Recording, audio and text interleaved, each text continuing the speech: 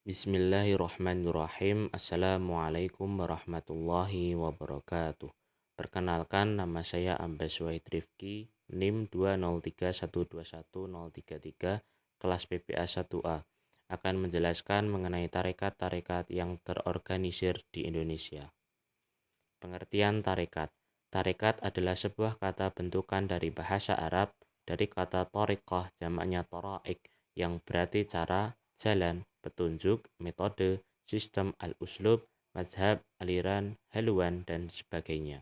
Sedangkan secara istilah, menurut Al-Jurjani, tarekat adalah metode atau cara khusus yang dipakai salik para penempuh jalan menuju Allah Subhanahu wa Ta'ala melalui tahapan-tahapan maqamat. Kesimpulan yang dapat diambil ada dua. Pertama, tarekat merupakan metode atau cara pemberian bimbingan spiritual kepada individu dalam mengarahkan kehidupannya menuju kedekatan diri dengan Tuhan. Kedua, tarekat sebagai persaudaraan kaum Sufi Brotherhood yang ditandai dengan adanya lembaga halaqah seperti dalam bentuk zawiyah, ribat, atau hanaqah. Macam-macam ajaran dalam tarekat. Beberapa macam ajaran dalam tarekat yaitu istighfar, sholawat Nabi, zikir, muraqabah, wasilah, tawasul, rabitoh, suluk dan uzlah, zuhud dan wara, wirid, hizib, hataman dan khususiyah, atakoh atau fidak, istighosah doa bersama, manakib, serta rotib. Sejarah perkembangan tarekat di Indonesia. Sejarah tarekat di Indonesia diyakini sama dengan masuknya Islam ke Nusantara. Para sejarawan Barat meyakini Islam bercorak sufistik yang membuat penduduk semua beragama Hindu dan Buddha menjadi sangat tertarik. Tradisi tarekat muncul dari hasil akulturasi dari dua kebudayaan Islam dan Hindu-Buddha yang dikemas oleh para pendakwah awal di Nusantara guna mengembangkan pola dakwah Islam. Secara geografis, Indonesia terletak di antara dua benua dan dua samudra yang memungkinkan terjadinya perubahan secara yang sangat cepat. Keterbukaan inilah yang menjadi pengaruh luar biasa yang tidak dapat dihindari, dan pengaruh ini diserap dan kemudian disesuaikan dengan budaya yang dimiliki.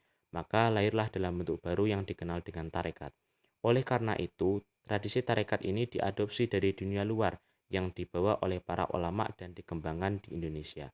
Tarekat di Indonesia berkembang secara terus-menerus dan akhirnya para ulama membuat rumah bagi ajaran-ajaran tarekat di Indonesia, yaitu sebuah organisasi yang dinaungi oleh NU.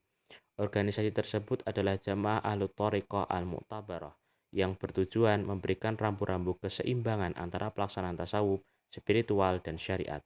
Akhirnya tarekat-tarekat ini berkembang dan masih eksis dan populer hingga saat ini serta banyak diikuti oleh kaum tertentu. Tarekat-tarekat yang terorganisir di Indonesia.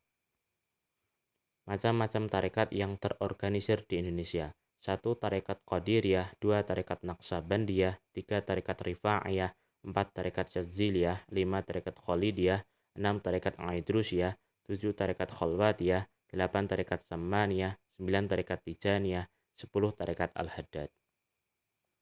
1. Tarekat Qadiriyah didirikan oleh Syekh Muhyiddin Abu Muhammad Abdul Qadir Jailani Al-Baghdadi, seorang ulama yang masyhur, zahid dan bermazhab Hambali. Tarekat ini tersebar di wilayah timur, Tiongkok, serta Pulau Jawa dan Sumatera. Di Indonesia, tradisi tarekat ini juga banyak dijumpai sebagai tradisi tawasul, acara-acara keagamaan yang menggunakan nama pendirinya. Tarekat ini mementingkan kasih sayang terhadap sesama makhluk, rendah hati, dan menjauhi fanatisme dalam keagamaan maupun politik. Pengaruh tarekat ini meresap di hati masyarakat yang dilakukan melalui bacaan manakib pada acara tertentu sehingga menjadi populer di Jawa dan Sumatera. Tujuannya untuk mendapatkan berkah serta melepaskan diri dari jerat kemiskinan. 2. Tarekat Naqsabandiyah didirikan oleh Muhammad bin Bahauddin Al-Huwaisi Al-Bukhari. Beliau dikenal dengan nama Naqsabandi yang berarti lukisan, karena ia ahli dalam memberikan gambaran kehidupan yang gaib. Beliau juga masih memiliki hubungan dengan Uwais Al-Qarni. Tarekat ini tersebar di Sumatera Barat, tepatnya di wilayah Minangkabau. Ajaran tarekat ini mengandung rohani dan sangat ketat pada syariat yang mengakibatkan keseriusan dalam beribadah sehingga menyebabkan penolakan terhadap musik dan tarian. Tarekat ini mengajarkan zikir-zikir yang sangat sederhana, namun lebih mengutamakan zikir dalam hati daripada zikir dengan lisan, serta memiliki kecenderungan yang kuat terhadap keterlibatan dalam suatu politik. 3. Tarekat Rifa'iyah didirikan oleh Syekh Abdul Abbas Ahmad bin Ali Ar-Rifa'i. Beliau lahir di Qarya Hasan dekat Basrah. Tarekat ini banyak tersebar di wilayah Aceh, Jawa, Sumatera Barat, Sulawesi, dan sebagainya. Jadi tarekat ini adalah penggunaan tabuhan rebana dalam wiridnya yang diikuti dengan tarian dan permainan debus. Debus adalah permainan yang mempertunjukkan kemampuan manusia yang kebal terhadap senjata tajam, pemakan pecahan kaca, serta berjalan di atas api dengan diiringi zikir-zikir tertentu. Selain itu, pelaksanaan zikirnya dilakukan secara berjamaah dan diiringi dengan suara gendang dan rebana yang bertalu-talu. Zikir ini dilakukan sampai melakukan perbuatan yang menakjubkan di luar nalar sehingga terkesan mistis. 4. Tarekat Syadziliyah didirikan oleh Abdul Hasan Ali Asyadzili, seorang ulama dan sufi besar. Beliau masih keturunan dari Hasan putra Ali bin Abi Thalib. Tarekat ini berkembang pesat di Indonesia khususnya di wilayah Jawa Tengah dan Jawa Timur. Pokok ajaran tarekat ini adalah bertakwa kepada Allah di tempat suci dan ramai, mengikuti sunnah dalam segala perbuatan dan perkataan, berlaku sadar dan berserah diri kepada Allah, ridho dengan pemberian Allah baik sedikit atau banyak, serta kembali kepada Allah baik dalam keadaan senang maupun dalam keadaan sulit. Kelima prinsip tarekat ini dikenal dengan nama Al-Usul Al-Khamsah. Tarekat inilah yang paling mudah pengamalannya dan tidak membebani dengan syarat yang berat kepada syekh. 5. Tarekat Khalidiyah didirikan oleh Ba'uddin. Dalam kitab Bahar Mawi Umar berisi silsilah dan pengertian yang digunakan dalam tarekat ini. Silsilah tersebut menjelaskan bahwa tawasul tarekat ini dimulai dengan Diauddin Khalid. Tarekat ini tersebar di wilayah Tiongkok, Kazan, Turki, India, dan Jawa. Tarekat ini merupakan cabang dari tarekat Naqsabandiyah di Turki yang berdiri pada abad ke-19 sebagai awal berdirinya tarekat ini. Di Indonesia, tarekat ini dipimpin oleh Ismail Al-Khalidi Al-Minangkabawi yang menyebarkan tarekat di wilayah Minangkabau, Sumatera Barat.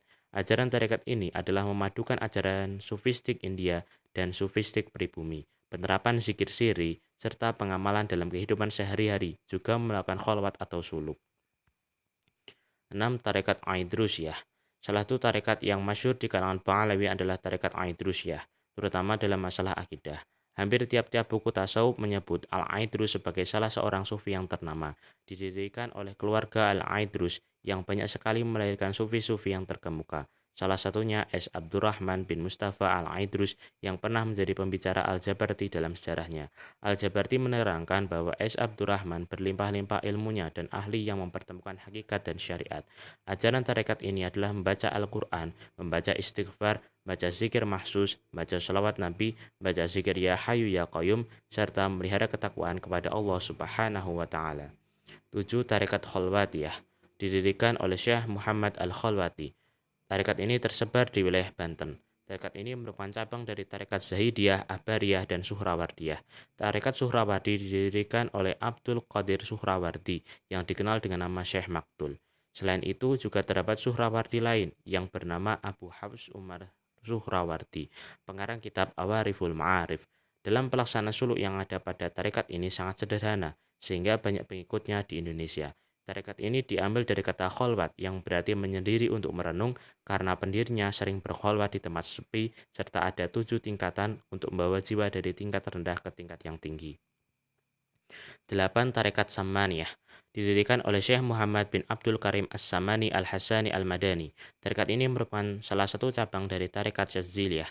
Tarekat ini tersebar luas di wilayah Aceh, Palembang, dan daerah lainnya di Sumatera.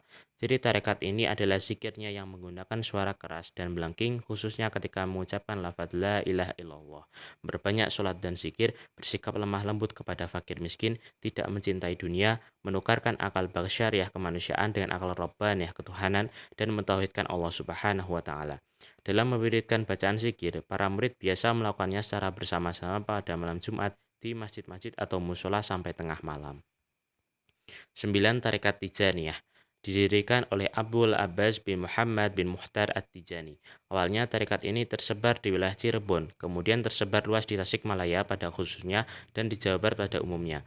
Tarekat ini memiliki wirid yang sangat sederhana dan wasifah yang sangat mudah.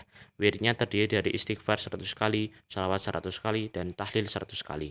Biasanya dilakukan 2 kali sehari yaitu pagi dan sore. Tarekat ini pernah tersiar dengan suburnya di bawah pimpinan Kiai Buntet dan saudaranya Kiai Anas di desa Martapada dekat kota Cirebon. Ciri tarekat ini adalah penolakan terhadap sufisme Islam dan menyukai ketentuan syariat serta menyatu dengan ruh Nabi Muhammad SAW sebagai ganti untuk menyatu dengan Tuhannya. 10. Tarekat Al-Haddad didirikan oleh Sayyid Abdullah bin Alwi Muhammad Al-Haddad. Kitabnya bernama Nasaihud Diniyah. Tarekat ini tersebar di wilayah Hadramaut, Indonesia, Hijaz, Afrika Timur, dan sebagainya. Muraqabah termasuk wasiat Al-Haddad yang penting. Muraqabah adalah suatu kondisi di mana jiwa seseorang yang merasakan selalu diawasi Allah Subhanahu wa taala. Al-Haddad mengatakan bahwa muraqabah itu termasuk maqam dan manzal. Ia termasuk maqam ihsan yang selalu dipuji-puji oleh Nabi Muhammad SAW. Orang yang sedang melakukan suluk hendaknya selalu muraqabah dan menganggap dirinya berdampingan dengan Tuhan. Jika beribadah itu seakan-akan dilihat Tuhan dan ia tidak melihat Tuhan, niscaya Tuhan dapat melihat dia dan menentukan sesuatu. Demikianlah yang dapat saya sampaikan. Apabila terdapat kesalahan, saya mohon maaf yang sebesar-besarnya. Wabillahi taufiq wal hidayah. Wassalamualaikum warahmatullahi wabarakatuh.